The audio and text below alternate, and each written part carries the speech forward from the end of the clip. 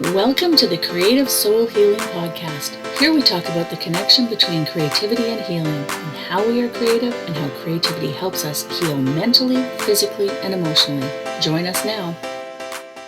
Hi everyone, Larissa Russell of Creative You Healing, and welcome to the Creative Soul Healing Podcast. Today I have with me Terry Tucker. Terry has been an NCAA Division I college basketball player, a Citadel cadet, a marketing executive, a hospital administrator, an undercover narcotics investigator, a SWAT team hostage negotiator, a high school basketball coach, a business owner, a motivational speaker, an author, and most recently, a cancer warrior. He is the author of Sustainable Excellence, 10 Principles to Living Your Uncommon and Extraordinary Life.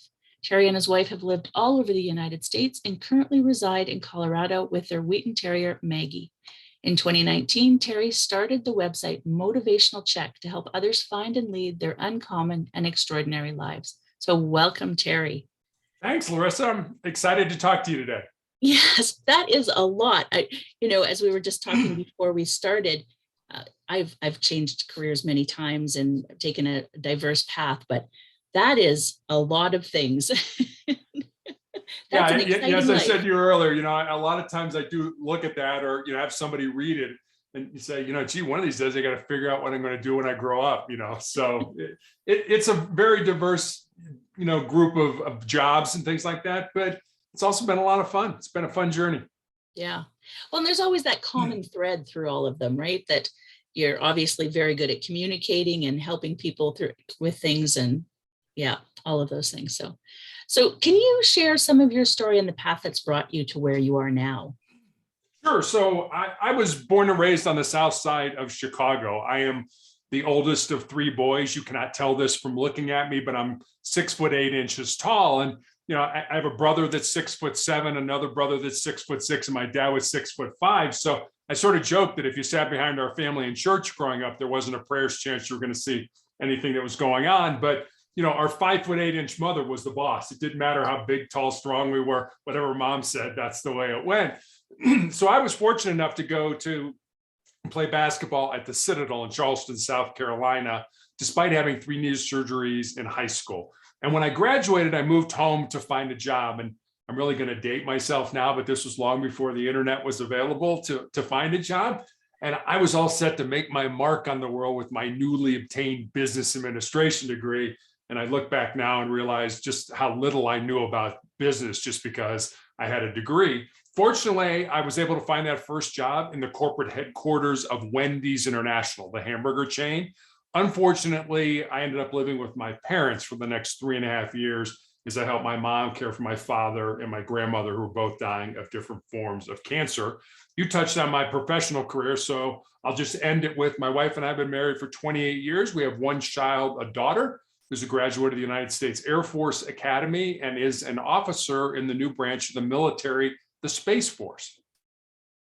Wow, the Space Force. I mean, I'm not American, I'm Canadian, but I have not heard of the Space Force. So it's relatively new. It was started in Trump's last year in office, thinking that, space is kind of going to be, to borrow a cliche from Star Trek, the next frontier. And so we've always had a space component in the military, but this was more, a dedicated part of the military where, it's not like, well, if we need money, we'll take it from the Space Force. Now, Space Force has their own budget and things like that. Right. Well, that's fascinating. So you have written a book. Was it about your cancer journey that the book was about? It really wasn't. I mean, there's a couple stories in there that are about it. It's really a book that was born out of 2 conversations I had. One, when I was a basketball coach, I had a player who I coached who moved to Colorado, where my wife and I live now. And we had dinner with her and her fiance. And I remember saying to her one time, I'm really excited you're living close and I can watch you find and live your purpose. And she got real quiet for a while. And then she kind of looked at me and she's like, well, Coach, what do you think my purpose is? I have no idea what your purpose is, but that's what your life should be about. Finding the reason you were put on the face of this earth and then living that reason. So that was one conversation. And then I had a young man in college reach out to me on social media and ask me what I thought were the most important things he should learn to not just be successful in his job or in business, but to be successful in life. And I didn't want to give them that, get up early, work hard, help others. Not that those aren't important. Those are incredibly important, but I wanted to see if I could go deeper. So I started, to write notes and think about it for a while. And eventually I had these 10 thoughts, these 10 ideas, these 10 principles, and I sent them to him. And then I kind of stepped back and I was like, well, I got a life story that fits underneath this principle, or I know somebody whose life emulates that principle. So I've been battling this rare form of cancer for about 10 years. And in 2020, I had my leg amputated.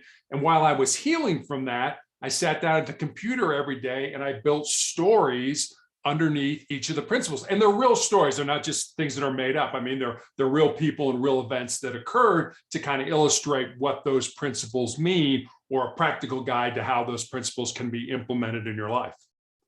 Wow. Wow. I love that idea though, especially when it comes from those real life things that happen and it triggers something that goes, yeah, we should share this. More people need to know this, right?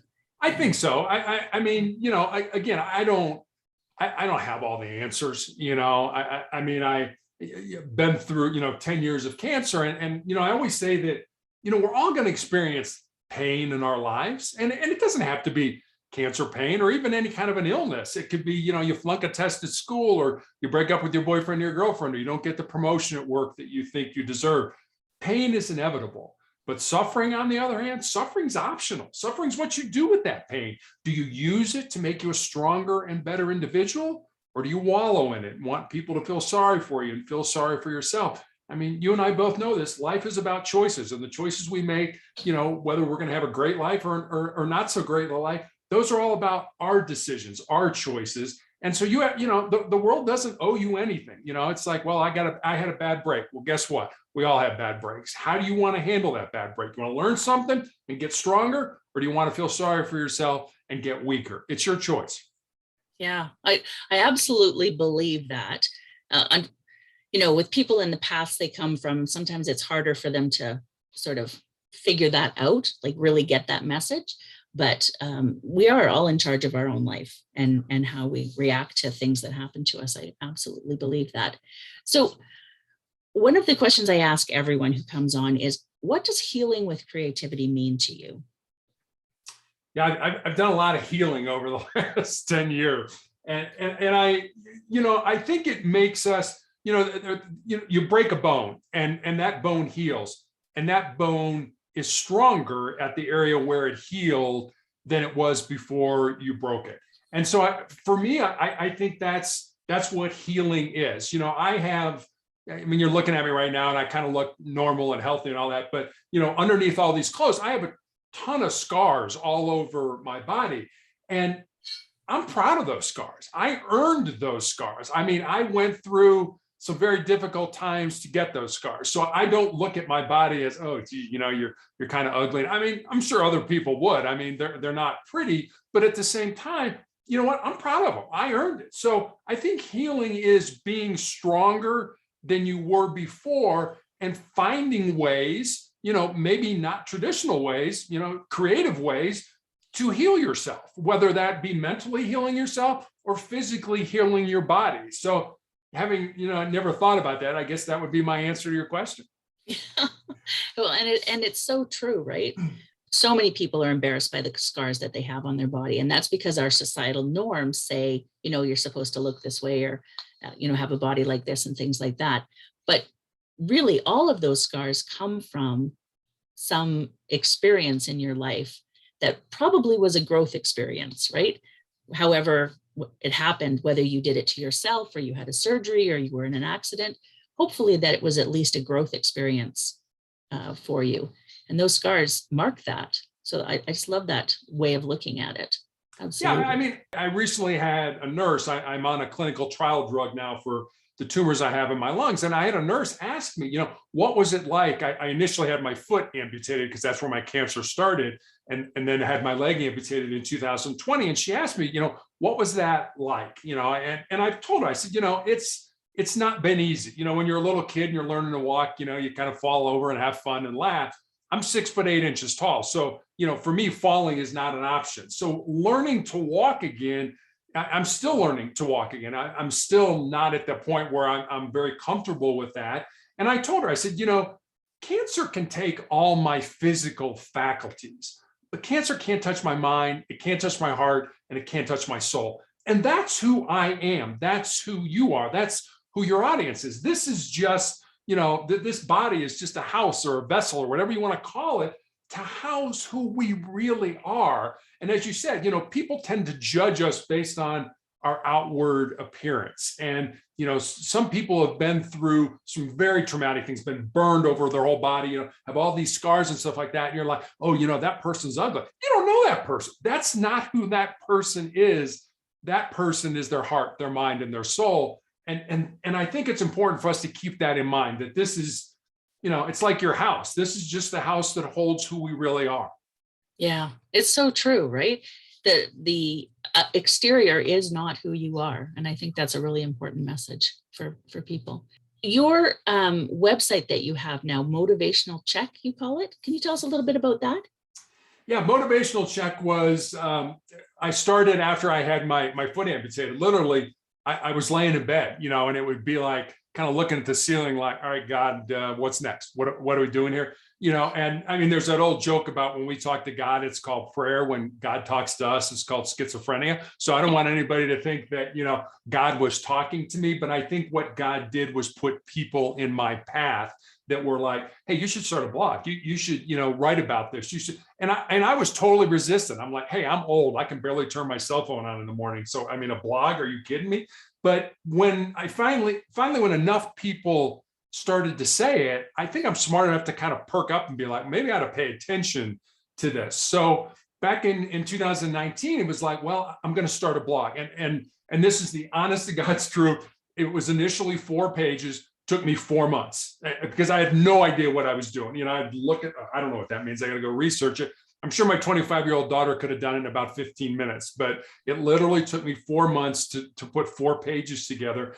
And the title Motivational Check comes from my days in the police academy when I was a police officer, and our defensive tactics instructor gave us that phrase, motivational check, that we could yell out anytime we were having a tough day or, we were hurting. And I mean, we did some pretty amazing things in the academy. We ran a marathon. We did, so we did some things that physically taxed our bodies. And so when we got to that point, it was like, oh man, I'm hurting. I can't go on. You could just yell out motivational check, and the rest of the class, we were the 84th recruit class, would yell out 84, just to let the person know that, hey, we're here. We're all in this together. We're going to get through this together. Don't quit. Don't give up.